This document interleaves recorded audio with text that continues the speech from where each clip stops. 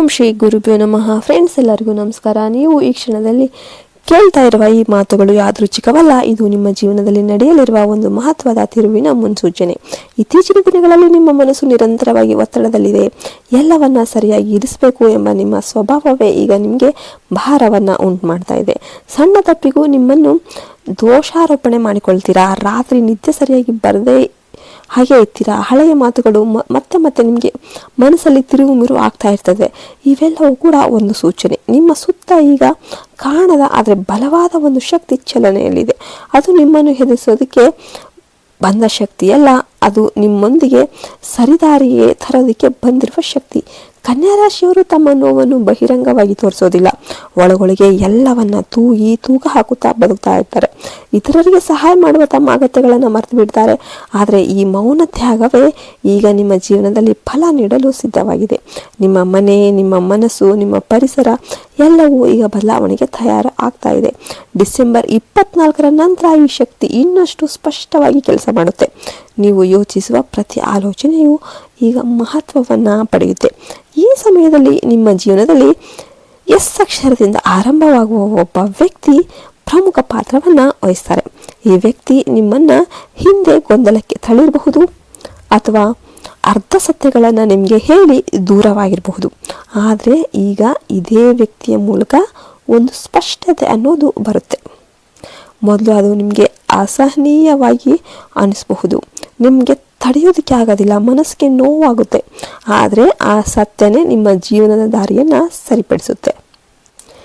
December 24ರಿಂದ 26ರ ನಡುವೆ ಈ ವ್ಯಕ್ತಿಯ ಮಾತು ಅಥವಾ ಒಂದು ಮೆಸೇಜ್ ನಿಮ್ಮ ಮನಸ್ಸಿನಲ್ಲಿ ದೊಡ್ಡ ತಿರುವನ್ನು ತರುತ್ತೆ. ಕನ್ಯಾ ರಾಶಿಯವರು ಎಲ್ಲವನ್ನು ಅರ್ಥ ಮಾಡಿಕೊಂಡವರು ಕೂಡ ತಕ್ಷಣ ನಿರ್ಧಾರ ತೆಗೆದುಕೊಳ್ಳೋದಿಲ್ಲ. ಹೆಚ್ಚು ಯೋಚನೆ ಮಾಡ್ತಾರೆ. ಆದರೆ ಈ ಬಾರಿ ನಿಮಗೆ ಕಾಲನೇ ನಿಮ್ಮನ್ನು ಮುಂದೆ ತಳ್ಳುತ್ತೆ. ತಪ್ಪಿಸಿಕೊಳ್ಳೋದಕ್ಕೆ ಸಾಧ್ಯನೇ ಆಗೋದಿಲ್ಲ.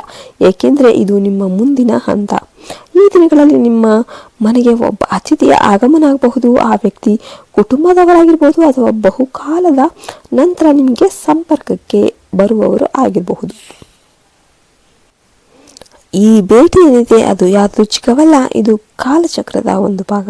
ಇಷ್ಟು ದಿನ ನೀವು ಕೊಟ್ಟ ಶ್ರಮಕ್ಕೆ ತಕ್ಕ ಫಲ ಸಿಗದೆ ಇರುವಂತೆ ಅನಿಸಿರಬಹುದು. ನಿಷ್ಠೆಯಿಂದ ಕೆಲಸ ಮಾಡಿದರೂ ಗೌರವ ಕಡಿಮೆಯಾಯಿತು ಅಂತ ನಿಮಗೆ ಅನಿಸಿರಬಹುದು.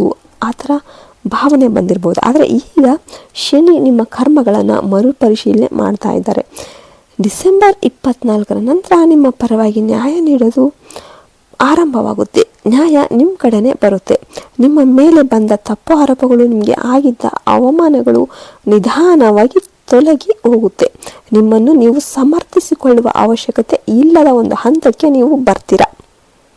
ಆರ್ಥಿಕವಾಗಿ ಡಿಸೆಂಬರ್ 24ರ ನಂತರ ಒಂದು ಹೊಸ ಚಲನೆ ಅನ್ನೋದು ಕಾಣಿಸುತ್ತೆ.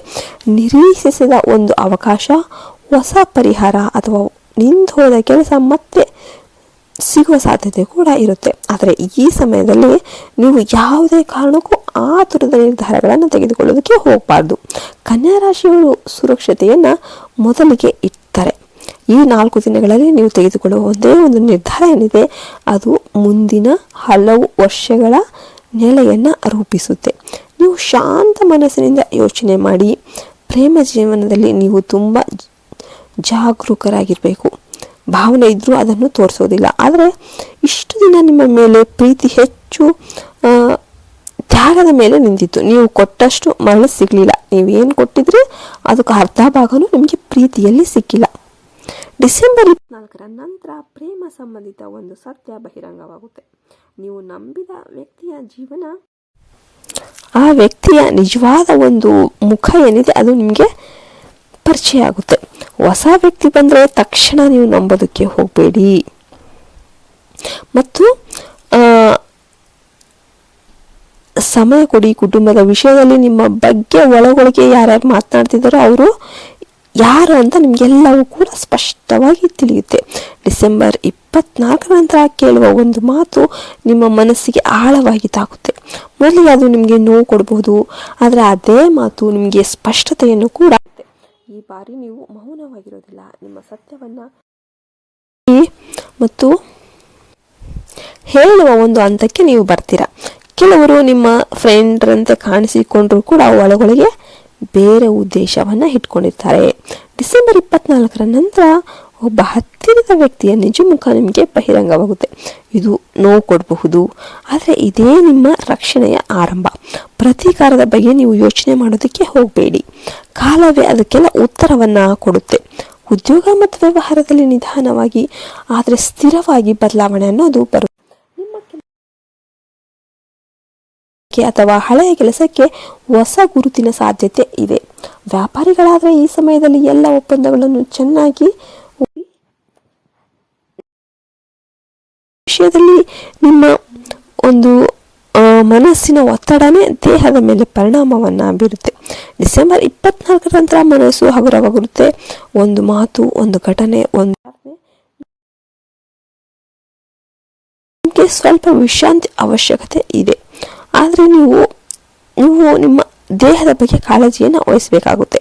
ಆಸ್ತಿ, ಮನೆ, ಭೂಮಿ ಸಂಬಂಧಿತ ವಿಷಯ ಅಡಚಣೆ ಎಲ್ಲವೂ ದೂರವಾಗ್ತವೆ. ಆದರೆ ಆತುರ ಪಡೋದಕ್ಕೆ ಹೋಗಬೇಡಿ. ದಾಖಲೆಗಳಲ್ಲಿ ಸಣ್ಣ ತಪ್ಪು ಕೂಡ ದೊಡ್ಡ ಸಮಸ್ಯೆ ಆಗಬಹುದು, ಹುಷಾರಾಗಿರಿ. ಈ 4 ದಿನಗಳಲ್ಲಿ ಸಿಗುವ ಸೂಚನೆಗಳನ್ನು ಗಮನಿಸಿ. ಮಕ್ಕಳ ವಿಷಯದಲ್ಲಿ ನಿಮ್ಮ ಭಯ ಕಡಿಮೆಯಾಗುತ್ತೆ. ಊಹಿಸಿದಷ್ಟು ದೊಡ್ಡ ಇಲ್ಲ ಎಂಬ ಅರಿವು ನಿಮಗೆ ಬರುತ್ತೆ. ಕೇಳಿ. ಡಿಸೆಂಬರ್ 24ರ ನಂತರ ಒಂದು ಮಂತ್ರ, ದೇವಸ್ಥಾನ ಅಥವಾ ಪೂಜೆ ನಿಮ್ಮ ಜೀವನದಲ್ಲಿ ಮಹತ್ವವನ್ನು ಪಡೆಯುತ್ತೆ.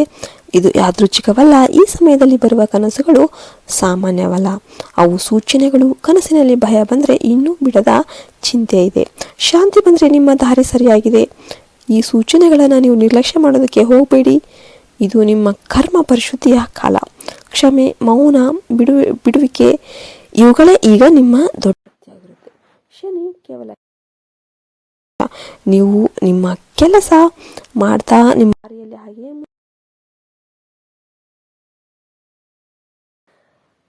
ನೀವು ಆದಷ್ಟು ದೂರ ಇರಿ.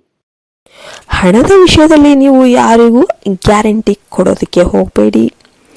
ನೀವು ನಿಮ್ಮ ಒಳಗಿನ ಒಂದು ಸೀಕ್ರೆಟ್ಗಳನ್ನ ಎಲ್ಲರಿಗೂ ಹೇಳೋದಕ್ಕೆ ಹೋಗಬೇಡಿ. ಶನಿವಾರ ದಿನ ಸ್ವಲ್ಪ ದಾನ ಮಾಡಿದರೆ ಒಳ್ಳೆಯದು. ಶಾಂತಿ, ಸಹನೆ, ಸತ್ಯ ಇವೇ ನಿಮ್ಮ ಹೊಸ ಅಧ್ಯಾಯದ ಅಸ್ತ್ರಗಳಾಗಿರ್ತವೆ. ಇದು ನಿಮ್ಮ ಜೀವನದ ಹೊಸ ಆರಂಭ. ವಿಡಿಯೋ ಇಷ್ಟ ಆದರೆ ಲೈಕ್ ಮಾಡಿ, ಶೇರ್ ಮಾಡಿ, ಸಬ್ಸ್ಕ್ರೈಬ್ ಮಾಡಿ. ಮತ್ತೆ ಇನ್ನೊಂದು ವಿಡಿಯೋದಲ್ಲಿ ಭೇಟಿಯಾಗೋಣ ಅಂತ ಹೇಳಿ ಮತ್ತೆ ಭಾರತ್ ಮಾತೆ ಹರಿ ಓಂ ತತ್ಸತ್. ಸರ್ವೇ ಜನೋ ಸುಖಿನೋ ಭವಂತು.